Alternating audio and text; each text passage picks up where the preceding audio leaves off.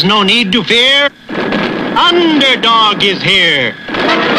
Time again for the Underdog Show, starring that champion of champions, Underdog.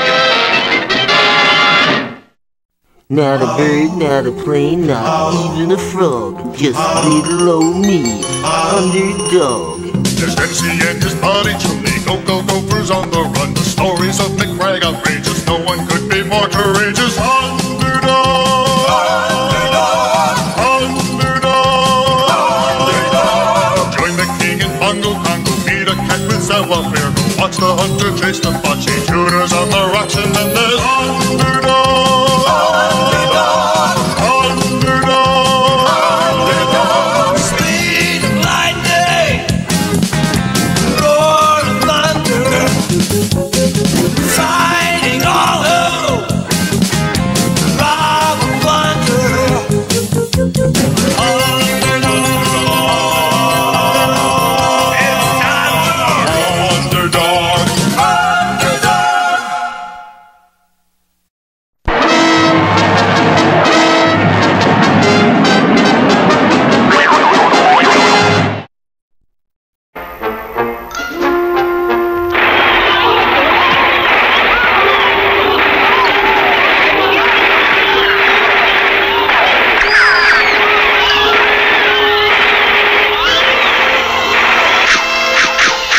There's no need to fear. Underdog is here.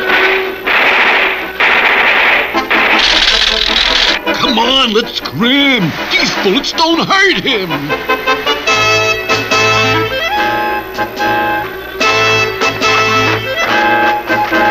Look out, he's made a big hole in the road.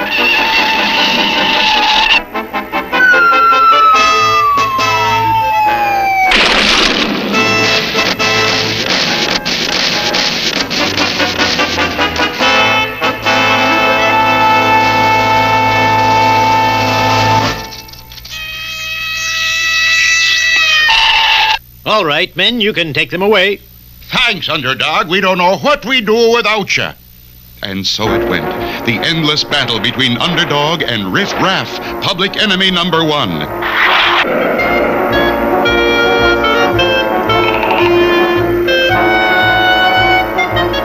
Naturally, Underdog always won.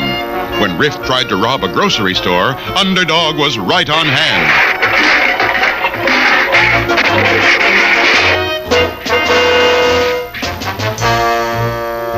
When Riff attempted to rob an ice cream truck, Underdog was there and used his hot atomic breath to mess up the robbery. Things got so bad that Riff Raff even tried stealing candy from a baby. But Underdog arrived and gave him a good licking.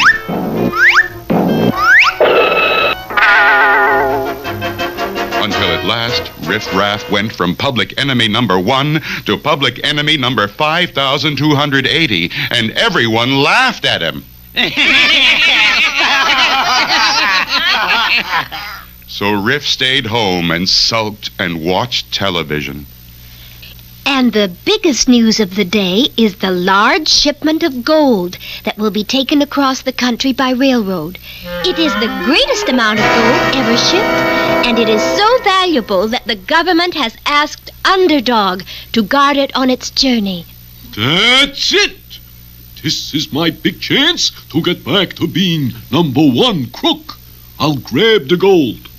All right, you guys, this is a big job, the biggest. I want ideas on how to get Underdog off of the train so we can get the gold. I know, boss. Why don't we grease his feet, and then when the train goes uphill, he'll slide off the back. Neat, huh? Rejected.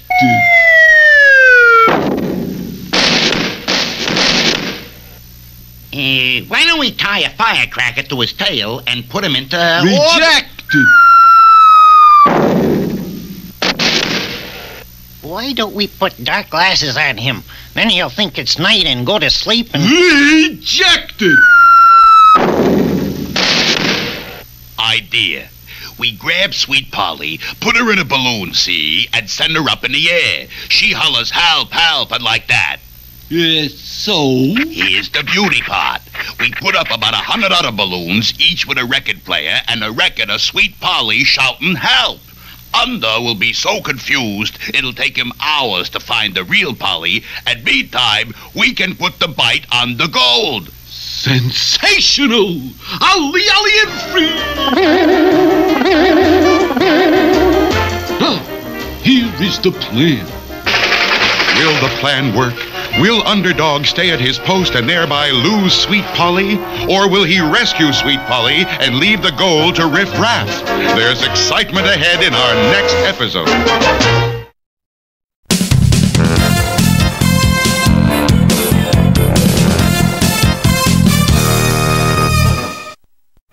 One afternoon, the gates of the Megapolis Zoo were opened to admit a very unusual new citizen. Zowie, Stanley. Who is that? That's our newest tourist attraction, Tiger Tornado. They say he can be mighty mean. Oh, he doesn't look so mean to me. Well, don't let that fool you. Just watch this. You're the bell, I'm a stampeding storm. I'm a terrifying tornado. Look out.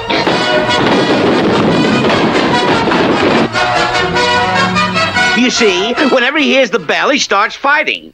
Now, I'm warning you, Tennessee, stay away from Tiger Tornado. Huh. Telling me, Tennessee, to stay away. Ridiculous. I'd better go talk with this Tiger Tornado and tell him who's boss around here.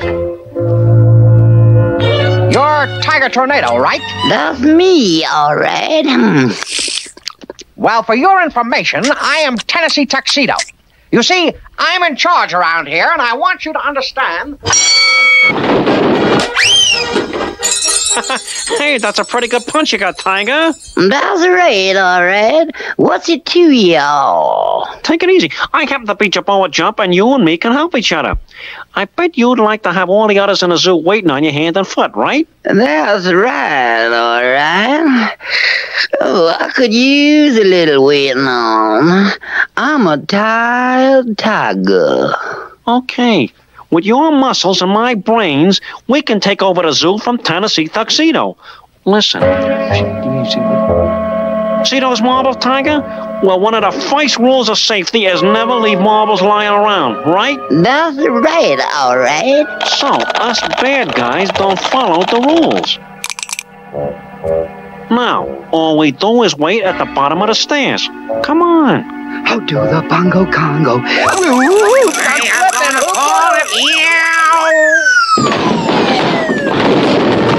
That's just to show you guys you should only walk where I tell you to walk. From now on, I am running the zoo. Why should we take orders from you? Because if you don't, you might just bump into a fist like this. You see what I mean? Yeah. What do you want us to do? Just report to my quarters in the morning. Here comes the Gopher Brothers, Tiger, and here is where we break safety rule number 2. What rule is that? Never leave roller skates lying around where they don't belong. Like this.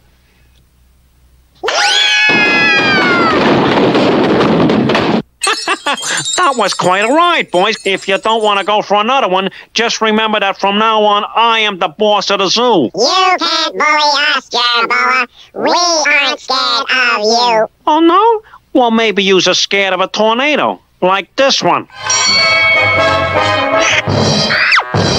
Just report to my quarters in the morning, boys, and I'll give you your orders for the day.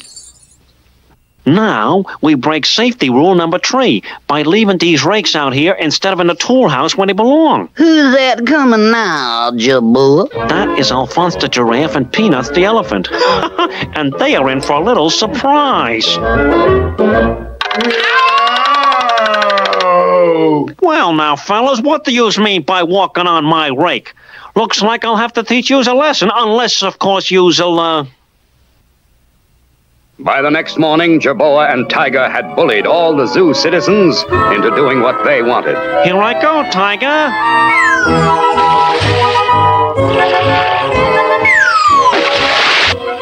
Oh, this is the life, huh, Tiger? Hey, Yak, you and Baldy cook up some more of those pancakes. got peanuts. Get some fresh water in this pool to go for us, Doug. Hop to it, you guys. Hop to it on the ball. Look at that, Chumley. Everybody waiting on those two, hand and foot, all because they're afraid of Tiger Tornado. What are we going to do? I know what, Tennessee. You see, I read in a book somewhere. You get Tiger to chase you around a tree, and then he runs and he runs and he turns into butter, and then we can make sandwiches and things. Chumley, don't be ridiculous. There's only one way. Someone Tiger's size has got to stand up to him. And that's you. Me? You. But gee, Tennessee, you see, I'm not feeling too well. And Tiger, he's going to give you the thrashing you deserve. Oh, you all do it, Jabor. I'm a tired tiger. Why, you overgrown pussycat, These two are always trying to get out of the zoo, Tiger. Perhaps you could give them a hand. I think we lost the fight, Tennessee. There's only one hope left, Chumley. Mr. Whoopi. So, this Tiger Tornado is beating up everyone, eh? Well, now, that is a story with a real punch. What you need is some special protection to even up the battle. Protection? A suit of armor, my boy. Let me show you on the three-dimensional blackboard. Men probably got the idea of armor from animals like the turtle or armadillo, who carry their armor with them. You see that, Chumley? Animals had the idea first. Oh, yes. Well, the first piece of armor for men was the shield. But soon the ancient warriors were not satisfied with just a shield. They wanted more protection. Zowie! That's probably what would happen to us with Tiger Tornado. Exactly, my boy. That's why the warriors developed armor which would cover their whole body. On their heads, they wore helmets. On their upper body, they wore cuirasses. And on their legs, they wore greaves. But how could they see what they were doing with those helmets on? Well, there was a visor which opened and closed. And even when the visor was closed, there were small openings in it so that the warrior could see and get air. Oh, yes. Actually, with the visors closed, two warriors meeting couldn't tell whether they were friends or enemies. So they had to raise their visors to see. And that, my boy, is where the soldier's salute of today actually got started. Very interesting, Mr. Whoopi. But why did soldiers stop wearing suits of armor? Because of the invention of gunpowder, my boy. Armor was fine against arrows, or spears, or swords, but not against bullets. I get it. But Tiger Tornado won't have any gun. So a suit of armor will be the perfect thing when Chumley fights him again. Again? And I just happen to have a suit of armor that should fit Chumley perfectly. And so it was that a short while later, back in the Megapolis Zoo... Hey, what are you guys doing back in the zoo, Tennessee? All right, men. You can stop slaving for these two. They won't bother you anymore. What do you say you knock it off? I mean, otherwise I might have to ring the bell. They're just a couple of phonies, man. Follow me out of here. Okay, wise guy, you asked for it. Get him, Tiger. I hear the bell. I'm a hit 'em hard hurricane. I'm a terrifying tornado. Look out. Chumley! Yow! Why you... Yow! Beautiful, Chumley. And now it's Jerboa's turn. Oh, hold on, wait. Please, don't do it. Don't do it. I'll be good. I promise you. I promise yous. Well, Chumley, that should take care of those bullies. Jerboa jumped, ran like a rabbit. Yeah, look at Tiger Tornado. Yes, it looks like Tiger's going to get a real chance to cool off.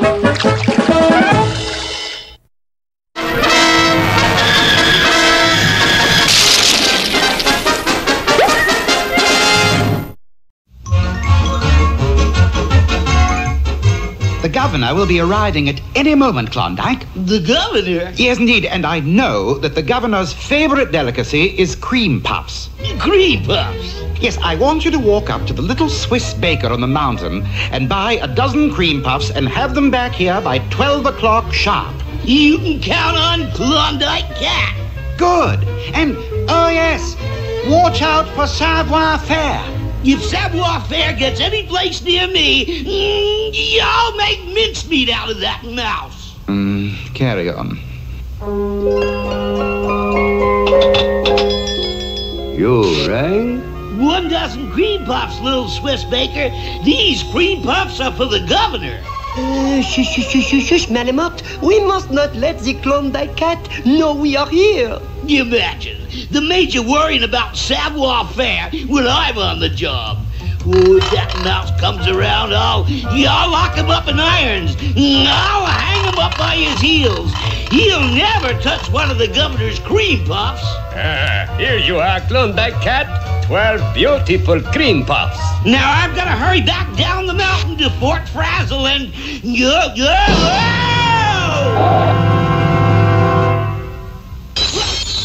What happened? Savoir Faire is everywhere. I'll make mincemeat out of you, mouse.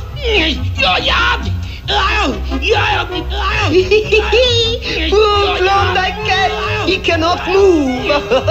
Now, we and the cream puffs must be on our way. Mosh, Malamute, Savoir Faire is everywhere. I'll boil him in oil. I'll pound him to a pulp. I'll make mincemeat out of that mouse.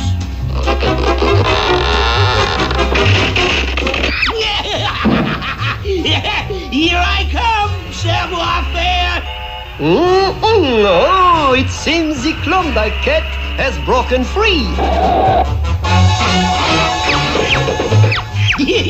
Now I've got you, Savoir Faire. I've got you.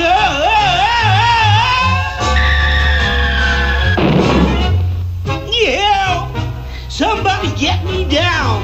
Now, prepare, Monsieur Klondike. You catch the end of the rope, and the wench machine will pull you down. Okay, toss away. I got it. And so we turn on the wench.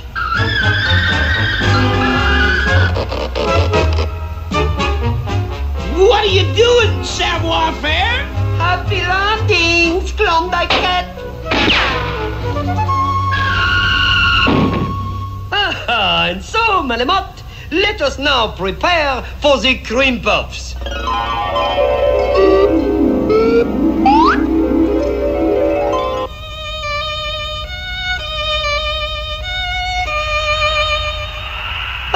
And so, Malamute, the first taste.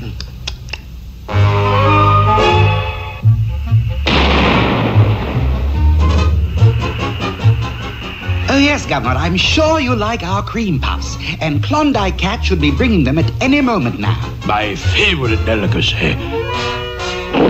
These are especially good cream puffs, Governor, baked by a little Swiss baker on the mountain. I can hardly wait. Aha! I think I hear Klondike Kat coming now.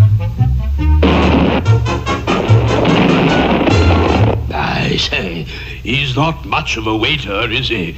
Well, now that you mention it, no. But he is the world's greatest mouse trapper. Klondike Kat always gets his mouse. Underdog had agreed to guard a huge shipment of gold being sent across the country. As the train zoomed along, little did our hero realize that at that very moment, far away, strange events were taking place. A moving van pulled up in front of Sweet Polly's house, and 2 of Riff Raff's men got out.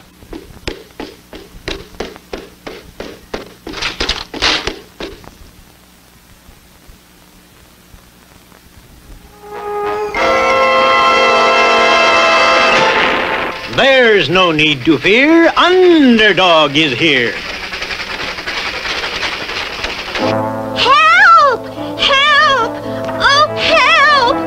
Underdog! Help! That's right, Miss Polly. You just holler your head off real loud so as Underdog can hear you. You mean you want Underdog to come? Sure. See, every one of these balloons has a record of your voice hollering help. We're gonna send you and them all up in the air at once. It'll take Underdog hours to find the right balloon, and in the meantime, we'll have robbed the gold train, and I'll be public enemy #1 again. Everything's set, boss. Okay, let's go. So long, Miss Polly. Help! Help! Help! Okay, let the record players go.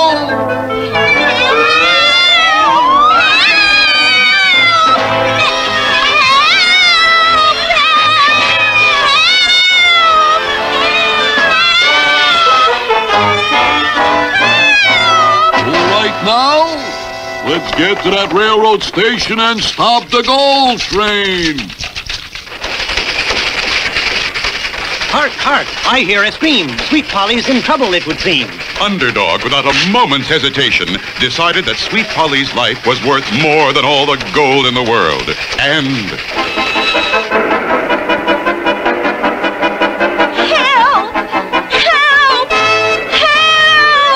There's no need to fear. Underdog is here. Help!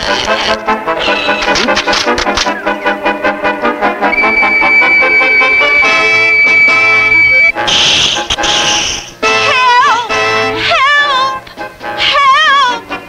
Help! Help! I've been tricked, there is no doubt. But hark, I hear another shout. Meanwhile, at a remote station along the railroad, Riff Raff and his men had the station master at their mercy. All right, old man. When's that trainload of gold supposed to come by here? In about 6 minutes. And if I don't pull that switch, it's going to crash right into old 97, which is coming the other way. Oh, no, you don't. Nobody pulls that switch. I want him to crash. Then we get all the gold. Har, har, har, har, har. Yeah? Well, Underdog is guarding that gold. I got a feeling Underdog is busy with other things right now. Hey, boys? And Riff was so right. Underdog was busy, rocketing all over the sky, searching for Sweet Polly. Help! Help! Help!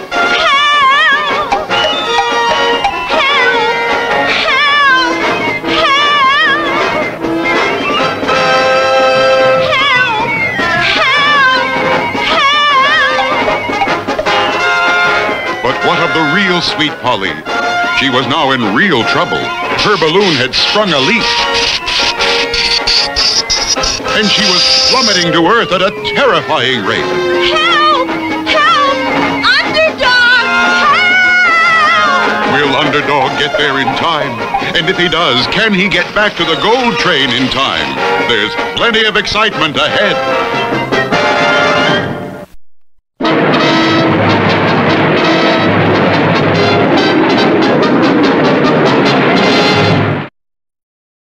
Oh,